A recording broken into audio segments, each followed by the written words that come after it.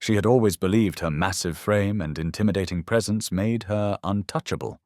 However, when she physically shoved a royal guard at Buckingham Palace, she was about to discover that some lines should never be crossed. Before we go on, please tell us in the comments where you are watching from. Also, subscribe to the channel if you respect the royal guards. The morning sun cast long shadows across the cobblestones of Buckingham Palace as tourists began gathering for the changing of the guard ceremony. Among the crowd, one figure stood out like a mountain among hills. Samantha "Iron Sam" Rodriguez, a professional bodybuilder from Texas, towered over everyone around her at 6 feet 2 inches of pure muscle. Her biceps strained against the fabric of her custom-made tank top, and her shoulders were so broad they seemed to block out the sun for those unfortunate enough to walk behind her. Sam had always lived by a simple philosophy: might makes right. In her world of competitive bodybuilding, intimidation was currency, and she had amassed a fortune of it. She'd bulldozed her way through life, using her imposing physique to get what she wanted, when she wanted it. Restaurant reservations, parking spots, front row seats at events. Nothing was off limits when you could bench press twice your body weight and had the attitude to match. "Move it, people!" Sam barked, shouldering her way through a group of elderly tourists who had been peacefully admiring the palace gates. "Some of us have places to be." Her voice carried the authority of someone accustomed to being obeyed, and the smaller tourists scattered like leaves before a hurricane. Her entourage, a collection of social media managers, personal trainers, and sycophants, followed in her wake, documenting her every move for her millions of followers. This London trip was all about content creation, and Sam intended to make the most of it. She had already posted several videos of herself flexing in front of various landmarks, each one garnering hundreds of thousands of views and reinforcing her image as an unstoppable force of nature. "Get a shot of me with those toy soldiers," she commanded her cameraman, gesturing dismissively toward the 2 royal guards standing motionless at their posts. The guards, resplendent in their scarlet tunics and bearskin caps, stood with the perfect stillness that had become their trademark. Backs straight, eyes forward, rifles at the ready. The guard on the left was particularly striking in his composure. Everything about his bearing spoke of absolute discipline and unwavering focus. His uniform was immaculate, every button gleaming, every crease razor-sharp. To the casual observer, he appeared to be nothing more than an ornamental fixture, a living statue whose only purpose was to provide photo opportunities for tourists. "Look at these guys!" Sam laughed, her voice carrying across the courtyard with the subtlety of a foghorn. "Standing there like mannequins in a museum. What's the point? It's 2025, not 1825. This whole pageantry thing is so outdated." She flexed her impressive biceps, the movement causing several tourists to stop and stare. "Now this is what real strength looks like. Not some costume party reject playing dress-up." Several people in the crowd shifted uncomfortably at her loud commentary. An elderly British gentleman with military medals pinned to his jacket stepped forward slightly, his weathered face showing concern. "I say, miss, perhaps you might show a bit more respect. These men are serving their country with honor." Sam turned her steely gaze on the old man, her expression one of amused contempt. "Serving their country? By standing still and looking pretty? Please, I could do their job with my eyes closed. At least I've actually worked for my physique. These guys are just window dressing." The veteran's face flushed with indignation. "You have no idea what you're talking about, young lady. These guards are elite soldiers, many of them combat veterans who've served in the most dangerous places on Earth. You'd do well to show some respect." "Combat veterans?" Sam's laughter was harsh and mocking. "Right. Look at them. They can't even move.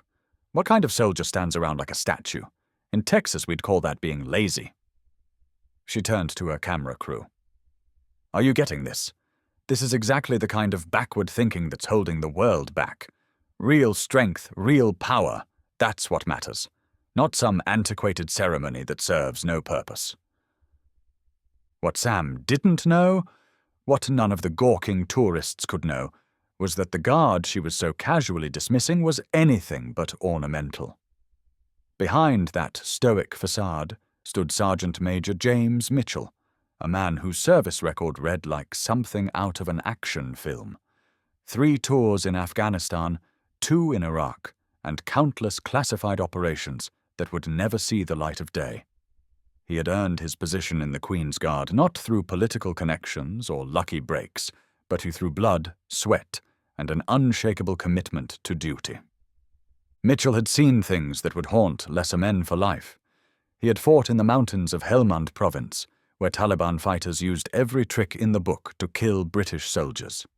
He had been in firefights that lasted for hours, had carried wounded comrades to safety under enemy fire, and had made split-second decisions that meant the difference between life and death for his unit. The discipline that now kept him motionless at his post had been forged in the crucible of actual combat, where a moment's lapse in concentration could mean a bullet through the skull. But to Sam, he was nothing more than a curiosity, a relic of a bygone age that existed solely for her amusement.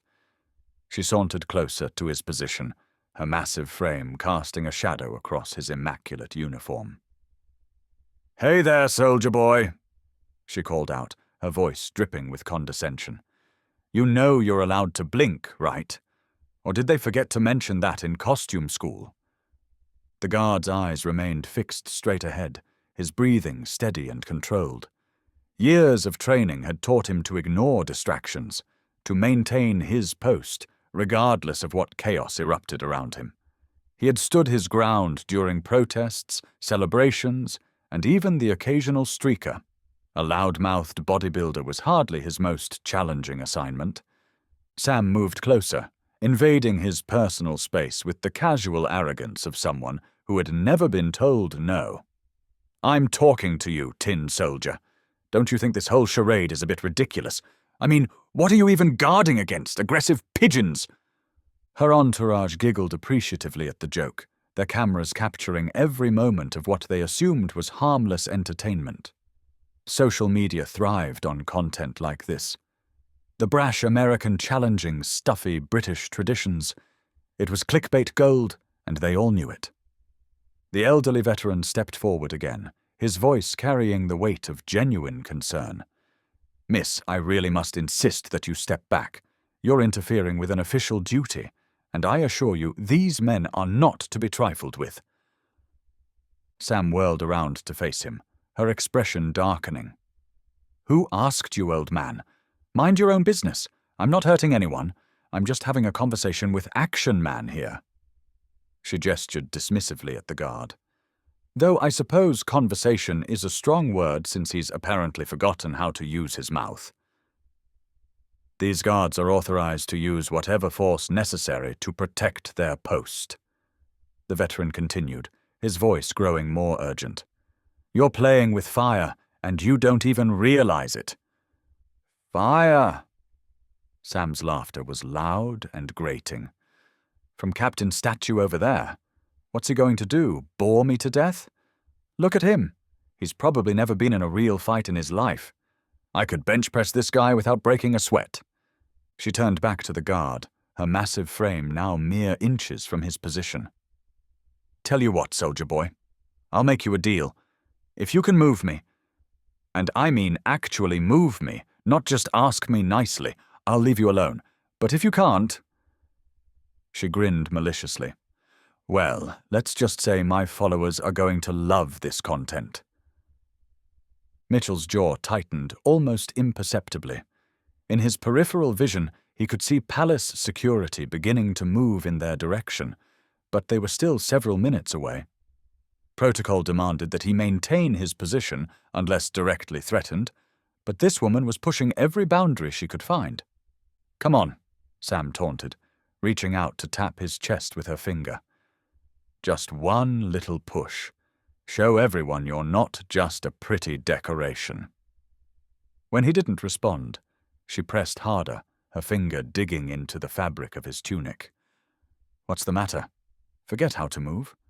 Maybe they wound you up too tight this morning."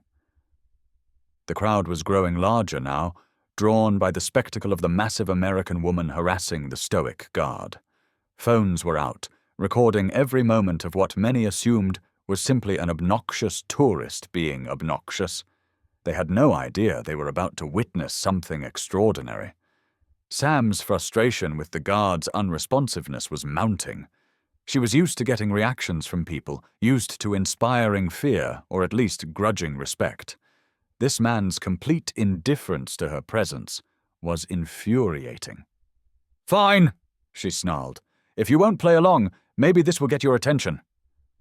Without warning, she placed both hands on the guard's chest and gave him a hard shove, her considerable strength behind the movement. It was meant to humiliate him, to break his composure and force some kind of reaction. In her mind, he would stumble backward, maybe even fall, and her cameras would capture every moment of his embarrassment. But Sergeant Major Mitchell was not like other men. The moment her hands made contact with his uniform, something fundamental shifted in his demeanor. The casual shove that should have sent him stumbling backward instead met an immovable object. Her palms pressed against what felt like a stone wall wrapped in scarlet fabric.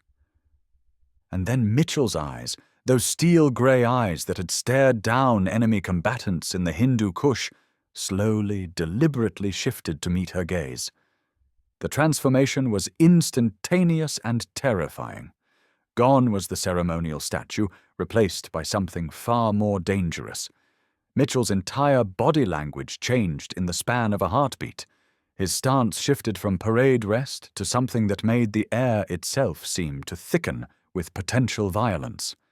It wasn't dramatic or showy. It was the subtle repositioning of a man who had killed before and would not hesitate to do so again if necessary. Sam felt a chill run down her spine as those predators' eyes locked onto hers. Suddenly, her impressive height advantage seemed meaningless. Her bulging muscles felt like nothing more than show.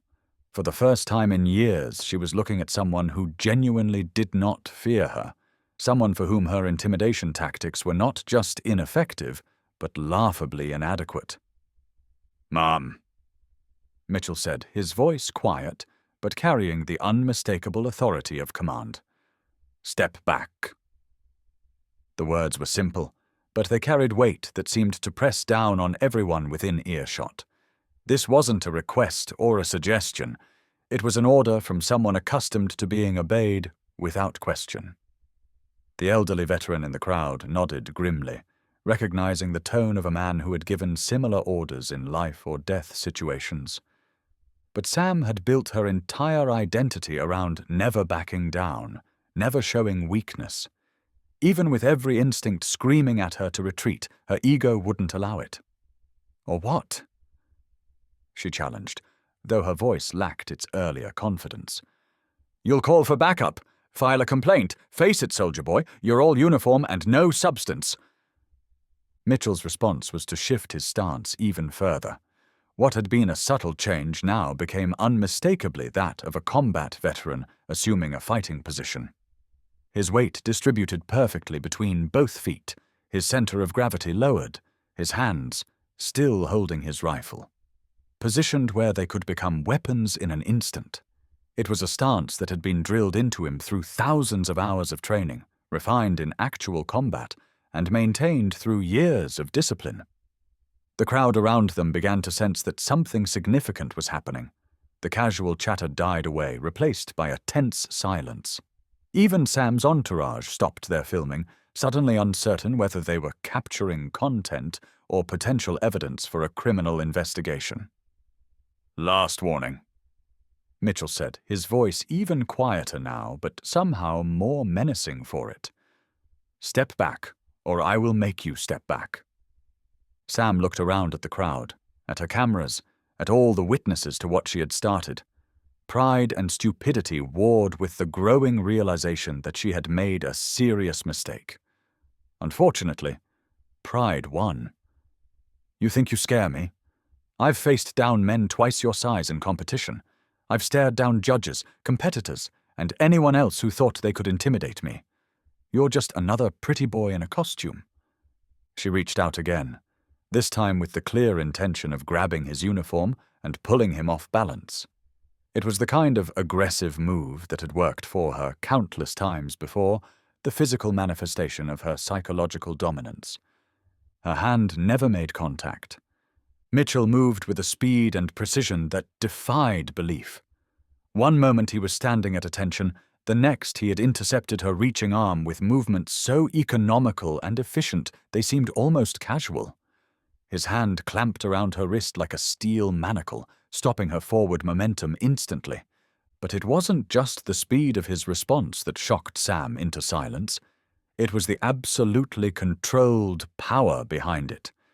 She had expected resistance, maybe even a brief struggle.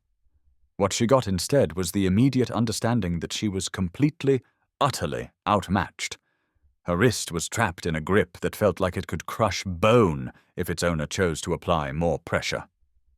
"Mom," Mitchell said, his voice still conversational despite the fact that he had just immobilized one of the world's strongest women with apparent ease, "you are interfering with a royal guard in the performance of his duties.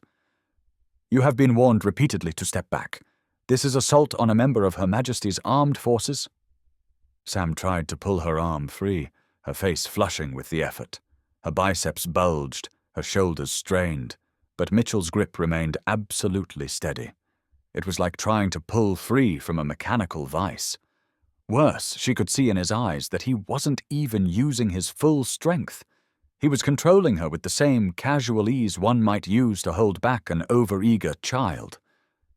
"Let me go," she demanded, though her voice had lost all of its earlier authority. For the first time in her adult life, she was experiencing what it felt like to be physically dominated by another person. It was a sensation she had never imagined possible. "I will release you when you acknowledge that you understand the seriousness of your actions and agree to step back immediately," Mitchell replied. "Until then, you represent a continued threat to this post, and I am authorized to use whatever force necessary to neutralize that threat." The crowd was transfixed. Many were filming now, but not with the gleeful anticipation they had shown earlier. This was something else entirely.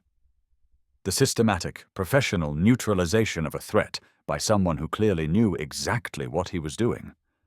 Sam's entourage was frantically whispering among themselves, clearly out of their depth. They had signed on to document a fitness influencer's London adventure, not to witness what appeared to be a textbook demonstration of military restraint techniques. "You're hurting me," Sam gasped, though Mitchell's grip, while unbreakable, was clearly designed to control rather than injure. "No, Mom, I am restraining you." There is a significant difference, though I understand your unfamiliarity with the concept of controlled force might make it difficult to distinguish between the two. His words were clinical, professional, but they carried an undertone that made it clear he was capable of much more violence if the situation required it. This wasn't a threat. It was a statement of fact delivered by someone who had spent years learning exactly how much force to apply in any given situation. The elderly veteran in the crowd stepped forward, his expression mixing relief with grim satisfaction. "I tried to warn you, miss. These men are not ceremonial soldiers. They are combat veterans of the highest caliber. You've just attempted to assault a man who has likely forgotten more about fighting than most people will ever know." Sam's eyes darted around the crowd, looking for support, for someone who might intervene on her behalf. Instead, she found faces ranging from shocked to disapproving. Even the other American tourists seemed embarrassed by her behavior. "This is ridiculous," she protested weakly. "I barely touched him. He's overreacting." Mitchell's expression didn't change, but something in his posture suggested that his patience was not unlimited. "Ma'am, you physically assaulted a member of the Royal Guard while he was performing his official duties. In many jurisdictions, that would be considered an attack on a government official. The fact that I am showing restraint should not be mistaken for weakness or uncertainty." Palace security was closer now, their approach drawing Sam's desperate attention. "Fine," she snapped. "I get it, okay? I'll step back. This isn't worth the hassle. I need to hear you acknowledge that you understand your actions were inappropriate and illegal," Mitchell said calmly. "And I need your word that you will not attempt to interfere with any royal guard again during your visit." The words stuck in Sam's throat like bitter medicine. Her entire brand was built on never backing down, never admitting weakness. But the alternative?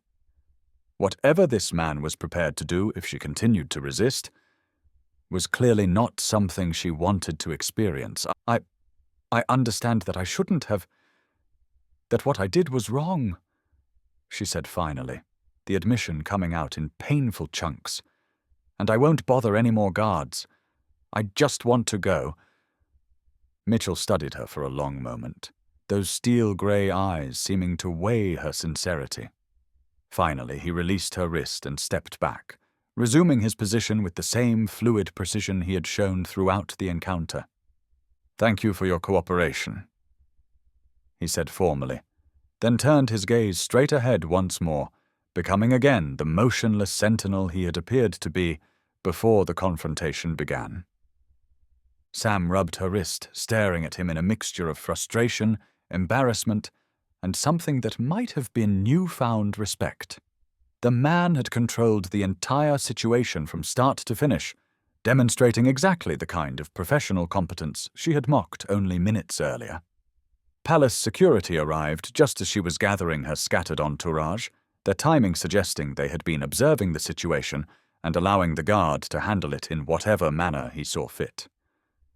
"Is there a problem here?" the lead security officer asked, though his tone suggested he already knew the answer. "No problem," Mitchell replied without moving his eyes from their forward position. A member of the public was confused about appropriate behavior around royal guards. The confusion has been resolved. The security officer's gaze shifted to Sam, taking in her flushed face and agitated demeanor. "I see. And will the member of the public be requiring any assistance finding their way out of the area?" It wasn't really a question. Sam understood that she was being given a choice between leaving voluntarily and being escorted out by security. Given what had just transpired, the decision was easy. "No," she said quickly. "We were just leaving." "Excellent," the officer replied with professional courtesy that barely masked his disapproval. "Do enjoy the rest of your visit to London."